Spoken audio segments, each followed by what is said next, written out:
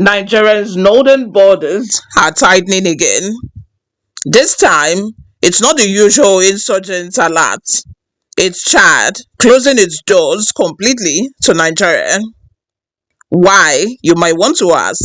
Reports say President Mahamat Idriss Déby ordered an immediate military lockdown after intelligence revealed possible militant infiltration from northern Nigeria. But here's the big question: what's really happening behind the scenes? And what does this mean for Nigeria's national security, especially amid whispers of US military movements in West Africa?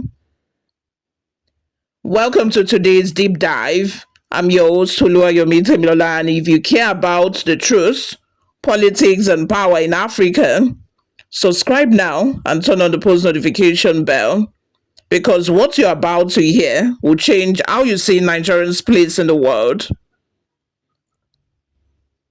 Let's start with what we know. On Monday, Chadian official confirmed that the border with Nigeria is now closed immediately without prior notice. President Déby reportedly ordered troops to seal all entry points from Ongoboa to Bagasola, citing heightened security concerns. And this wasn't a routine action. It came with tanks, armoured vehicles, and aerial surveillance across the Lake Chad Basin. Security analyst Zagazola Makama confirmed that Chadian troops are at full readiness and even quoted President Déby warning. He said, and I quote, "No armed group or foreign force will be allowed to enter Chadian soil under any disguise." That's a very strong language. Foreign force. And it's raising eyebrows because the word foreign isn't just about militants anymore. It may also hint at growing unease about international military activity in the region, particularly the United States. Across the Sahel belt, there is a storm building. From Burkina Faso to Niger and now Chad, military governments are repositioning their alliances. After the Niger coup, the US scaled back its presence at Air Base 201 in Agadez, one of its most expensive drone hubs in Africa. But recent movements, unconfirmed but widely discussed, suggests US troops might be redeploying elsewhere in the region. Is Chad reacting to this? Possibly, because Déby's statement about foreign forces came almost at the same time that rumors of US troop movements started circulating across the Sahel. And let's not forget, Chad hosts US and French intelligence units. So if there's panic there, something is shifting geopolitically. So why close the border with Nigeria? The official reason is militant infiltration.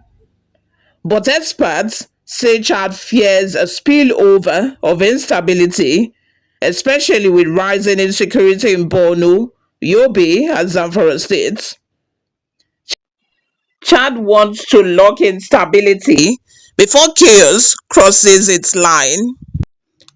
Nigeria, on the other hand, is walking a thin line. The military is stretched, battling insurgents, bandits, separatists, and internal political pressure. With Chad closing its border, Nigeria now loses a key escape valve for intelligence and trade in the northeast. Thousands of cross-border traders, few suppliers and herders are stranded. And militarily, it means Nigeria has to monitor its southern flank alone, a task that's logistically demanding. Imagine a neighbor who used to share intelligence and operations with you suddenly shuts their door. That's not just a border closure, that's a message. We don't want your problems spilling over here. Now, to the elephant in the room, could the US really invade Nigeria? Let's be very realistic. There is no official statement saying that US wants to invade Nigeria, but the rumors have gone viral. Trump only said on his official platform that if the Nigerian government refuses to stop Christian genocide, if the conditional statement, if changes everything. So whether Nigeria is going to work on the Christian genocide or not, we'll have to wait to find out. Social media is buzzing with claims of American troops in Niger repositioning near Chad. But invasion, that's very far-fetched for at least. However, what's undeniable is this. The US is recalibrating its military footprint across Africa, especially after Russia's growing influence through Wagner forces in Mali, Niger, and Burkina Faso. And Nigeria, with its massive oil reserves, population, and strategic coastline, is too important to ignore. So the question becomes, if tension escalates, how should Nigeria prepare? Let's imagine, purely hypothetically speaking, that the US deploys troops in Nigeria under the guise of counter-terrorism support. What could Nigeria do? The first thing Nigeria has to do is diplomatic shield. To shield themselves, Nigeria must activate ECOWAS and African Union mechanisms immediately to assert its sovereignty and demand dialogue, not dominance. The second thing Nigeria needs to do is reinforce intelligence, strengthen coordination between DSS, NIA, and military intelligence. Nigeria's biggest vulnerability is information or lack of it. Now, the third thing Nigeria needs to do is cyber and drone defense.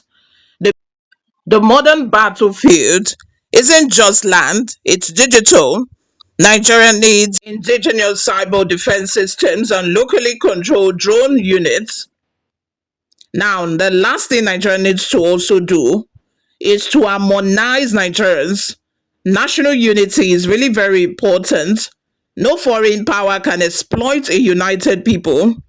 Ethnic divisions, misinformation, and fake news will be the first tools of destabilization. Nigerians' defense begin in its civic unity. So the real preparation isn't just in the barracks, it's in the hearts of Nigerians to refuse to be divided or manipulated again. Africa is at a crossroads. Chad's border closure isn't an isolated event. It's a symptom of something deeper. A continent realigning, questioning foreign interest, and redefining sovereignty. From Niamey to Abuja, from Bamako to N'Djamena, the message is the same. Africa wants peace, but peace without foreign puppetry.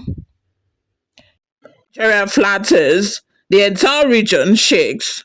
If Nigeria stands strong, Africa gains a voice. So what happens next? Will Chad reopen its borders? Will the US move closer or step back? And will Nigeria rise above the chaos and secure its future? Time will tell. But one thing is certain, this region is entering a new phase of power politics, and we must stay alert. If you're watching till now, you care about Africa's future, please hit the subscribe button, give this video a massive thumbs up, and share it with someone who needs to understand the truth beyond the headlines. Drop your thoughts in the comments. Is Chad protecting itself or preparing for something bigger? Should Nigeria worry about US movements in West Africa? Until next time, stay informed, stay critical, and stay proud. This is Oluwayomi Timlola signing off.